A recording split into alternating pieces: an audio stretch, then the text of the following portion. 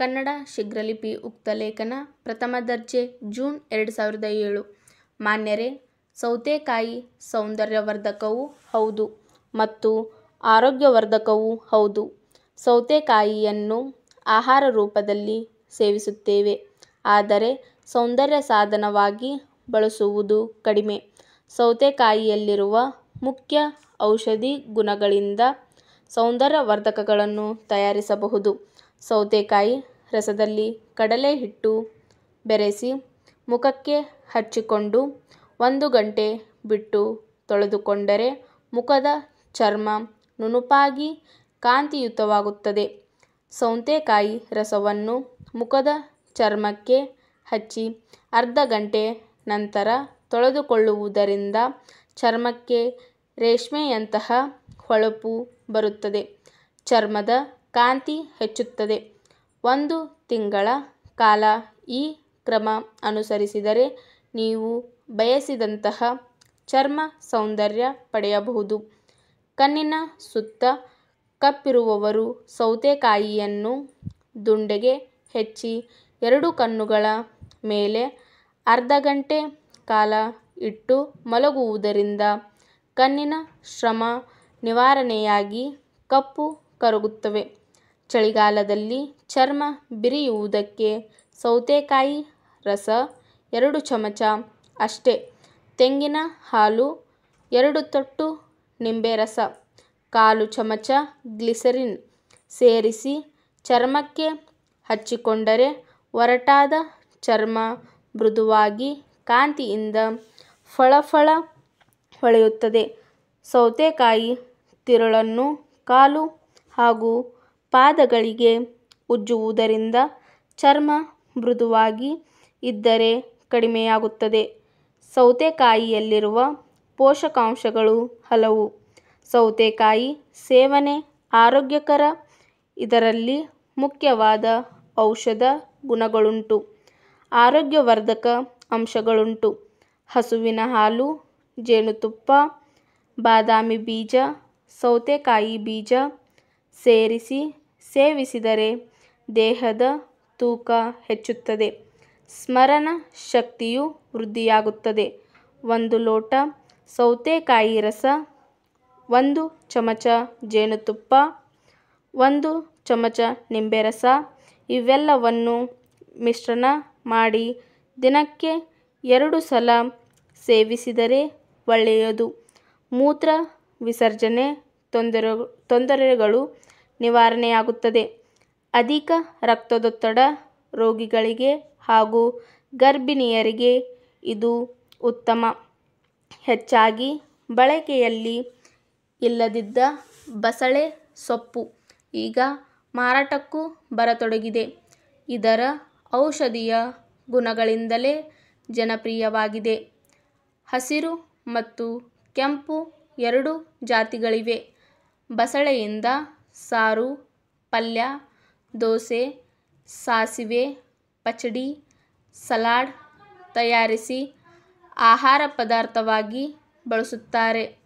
ಬಸಳೆಯ ಹುಟ್ಟೂರು ಭಾರತವಾಗಿದ್ದು ಭಾರತ ಹಾಗೂ ವಿದೇಶಗಳಲ್ಲೂ ಬೆಳೆಸುತ್ತಾರೆ.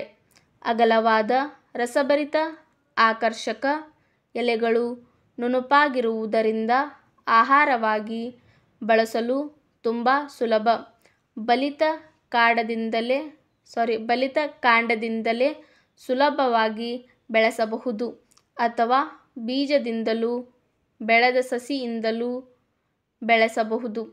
ಶೀಘ್ರವಾಗಿ ಬೆಳೆದು ಕೊಯ್ಲಿಗೆ ಬರುವುದರಿಂದ ವಾಣಿಜ್ಯ ಬೆಳೆಯನ್ನಾಗಿಸಿಕೊಳ್ಳಬಹುದು.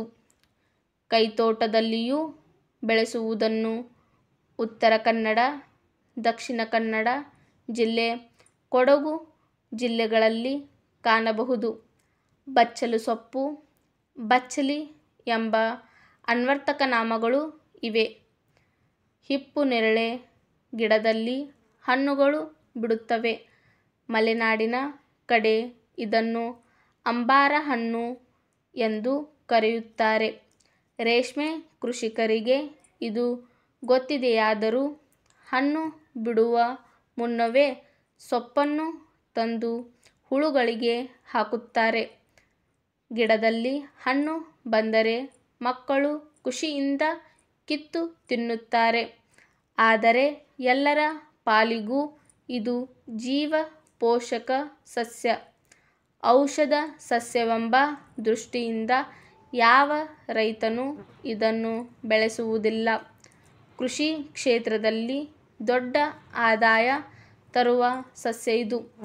ಚೀನಾದಲ್ಲಿ ರಸಪೇಯಕ್ಕಾಗಿಯೇ ಈ ಹಣ್ಣುಗಳನ್ನು ಬೆಳೆಸುತ್ತಿದ್ದರು.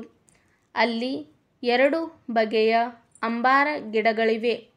ಒಂದರಲ್ಲಿ ಹಳದಿ ಬಣ್ಣದ ಉದ್ದುದ್ದ ಹಣ್ಣುಗಳು ಬಿಡುತ್ತವೆ. ಒಂದು ಹೆಚ್ಚು ಸಿಹಿ, ಇದಕ್ಕೆ ವೈಟ್ ಮಲ್ಬೆರಿ ಎಂದು ಕರೆಯುತ್ತಾರೆ.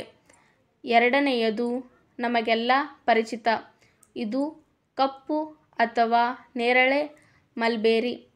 ಮೊದಲ ಹಸಿರು ಕಾಯಿಯಾಗಿ ಕ್ರಮೇಣ ಕೆಂಪಾಗಿ ಪಕ್ವವಾದಾಗ ಕಪ್ಪಾಗುತ್ತದೆ. ಹುಳಿ ಸಿಹಿ ಮಿಶ್ರಿತ ರುಚಿ. ಆಯುರ್ವೇದ ವೈದ್ಯರ ಪ್ರಕಾರ ಹಣ್ಣಿನ ರಸದ ಸೇವನೆ ಹೃದಯಕ್ಕೆ ಒಳ್ಳೆಯದು, ಹಸಿವೆಯನ್ನು ಹೆಚ್ಚಿಸುತ್ತದೆ. ಅದು ಶೀತ ಗುಣದ್ದಾಗಿರುವುದರಿಂದ ಬಾಯಾರಿಕೆ ನೀಗಿಸುತ್ತದೆ. ಪಿತ್ತ ಹೆಚ್ಚಾಗಿ ಜಠರದ ಉರಿತ ಜಾಸ್ತಿಯಾದರೆ ಶಮನ ಮಾಡುತ್ತದೆ. ಪೂರ್ತಿ ಹಣ್ಣಾಗದ ದೊರೆ ಹಣ್ಣು ಸ್ವಲ್ಪ ಹುಳಿ ತುಂಬ ತಿಂದರೆ ಭೇದಿ ಆಗುತ್ತದೆ. ಸದಾ ಪಾಕದಲ್ಲಿ ಹಾಕಿ ರಸವತ್ತಾದ ಸಿಹಿ ಭಕ್ಷ್ಯವನ್ನು ಸಹ ಸಿದ್ಧಪಡಿಸಬಹುದಾಗಿದೆ. ಮಾನ್ಯರೇ, ಗಣಕಯಂತ್ರ ಪೂರೈಕೆ ಮತ್ತು ಉಪನ್ಯಾಸಕರ ನೇಮಕದ ವಿಷಯಕ್ಕೆ ಸಂಬಂಧಿಸಿದಂತೆ ತಮ್ಮ ಗಮನವನ್ನು ಸೆಳೆಯುತ್ತಾ, ಕಳೆದ ಶೈಕ್ಷಣಿಕ ವರ್ಷದಲ್ಲಿ ನಮ್ಮ ಶಿಕ್ಷಣ ಸಂಸ್ಥೆಗೆ ಗಣಕ ವಿಜ್ಞಾನ ಕೋರ್ಸನ್ನು ಮಂಜೂರು ಮಾಡಲಾಗಿತ್ತು. ಇದಕ್ಕನುಸಾರ ವಿದ್ಯಾರ್ಥಿಗಳ ಸೇರ್ಪಡೆ ಕಾರ್ಯವನ್ನು ಮಾಡಲಾಗಿದೆ. ಈ ಕೋರ್ಸಿನ ಬೋಧನೆಗಾಗಿ ಉಲ್ಲೇಖಿತ ಪತ್ರದಲ್ಲಿ ಕನಿಷ್ಠ 30 ಗಣಕಯಂತ್ರಗಳನ್ನು ಸಂಸ್ಥೆಗೆ ಸರಬರಾಜು ಮಾಡಲು ಕೋರಲಾಗಿತ್ತು. ಆದರೆ ಕೇವಲ 10 ಗಣಕಯಂತ್ರಗಳನ್ನು ಸರಬರಾಜು ಮಾಡಲಾಗಿದೆ. ಅಲ್ಲದೆ ಪೂರ್ಣಕಾಲಿಕ ಉಪನ್ಯಾಸಕರ 2 ಹುದ್ದೆಗಳು ಖಾಲಿ ಇವೆ. ಇದರಿಂದಾಗಿ ಕಳೆದ ಶೈಕ್ಷಣಿಕ ಸಾಲಿನಲ್ಲಿ ವಿದ್ಯಾರ್ಥಿಗಳ ಕಲಿಕೆಗೆ ಬಹಳ ತೊಂದರೆಯಾಗಿತ್ತು. ಅಲ್ಲದೆ ಮುಂದಿನ ಶೈಕ್ಷಣಿಕ ಸಾಲಿನಿಂದ ಕಮರ್ಷಿಯಲ್ ಪ್ರಾಕ್ಟೀಸ್ ಕೋರ್ಸ್ ಆರಂಭವಾಗಲಿದ್ದು, ತಾಂತ್ರಿಕ ವಿದ್ಯಾಭ್ಯಾಸ ಕಲಿಕೆ, ಅದರಲ್ಲೂ ಗಣಕ ವಿಷಯಗಳನ್ನು ಅಳವಡಿಸಿದೆ. ಅದಕ್ಕೂ ಸಹ ಗಣಕ ಯಂತ್ರ ಮತ್ತು ಉಪನ್ಯಾಸಕರ ಅಗತ್ಯವಿದೆ. ಆದ ಕಾರಣ ಈ ತೊಂದರೆಗಳ ನಿವಾರಣೆಗಾಗಿ ಈ ಶೈಕ್ಷಣಿಕ ಸಾಲಿನಲ್ಲಾದರೂ ಇನ್ನೂ 20 ಗಣಕಯಂತ್ರಗಳನ್ನು ವಿಶ್ವ ಬ್ಯಾಂಕಿನ ತಾಂತ್ರಿಕ ಶಿಕ್ಷಣ ಅಭಿವೃದ್ಧಿ ಯೋಜನೆಯಡಿ ಸರಬರಾಜು ಮಾಡುವುದಲ್ಲದೆ, ಸದರಿ ಗಣಕ ವಿಷಯಗಳನ್ನು ಬೋಧಿಸಲು ಖಾಲಿ ಇರುವ 2 ಗಣಕ ವಿಜ್ಞಾನ ಉಪನ್ಯಾಸಕರ ಹುದ್ದೆಗಳನ್ನು ಭರ್ತಿ ಮಾಡಲು ತಕ್ಷಣವೇ ಕ್ರಮ ಕೈಗೊಳ್ಳಲು ತಾವು ವೈಯಕ್ತಿಕವಾಗಿ ಗಮನಹರಿಸಬೇಕೆಂದು ವಿನಂತಿಸುತ್ತೇನೆ. ಮತ್ತೊಂದು ವಿಚಾರವನ್ನು ತಮ್ಮ ಗಮನಕ್ಕೆ ತರುವುದೇನೆಂದರೆ, ಮೇಲೆ ತಿಳಿಸಿದಂತೆ ವಾಣಿಜ್ಯ ಶಿಕ್ಷಣವನ್ನು ಬರುವ ಶೈಕ್ಷಣಿಕ ಸಾಲಿನಲ್ಲಿ ಆರಂಭಗೊಳ್ಳುವುದರಿಂದ ಸದರಿ ಕೋರ್ಸಿಗೆ ಸಂಬಂಧಪಟ್ಟಂತೆ ಬೇಕಾದ ಅಗತ್ಯ ಪೀಠೋಪಕರಣಗಳು, ಕನ್ನಡ ಮತ್ತು ಇಂಗ್ಲಿಷ್ ಬೆರಳಚ್ಚು ಯಂತ್ರಗಳು ಹಾಗೂ ವಾಣಿಜ್ಯ ಶಿಕ್ಷಣ ಉಪನ್ಯಾಸಕರ ಸೌಲಭ್ಯಗಳನ್ನು ಒದಗಿಸಲು ಸೂಕ್ತ ಕ್ರಮ ಕೈಗೊಳ್ಳಲು ಕೋರುತ್ತೇನೆ. ವಂದನೆಗಳು. ತಮ್ಮ ನಂಬುಗೆಯ ಸ್ಟಾಪ್.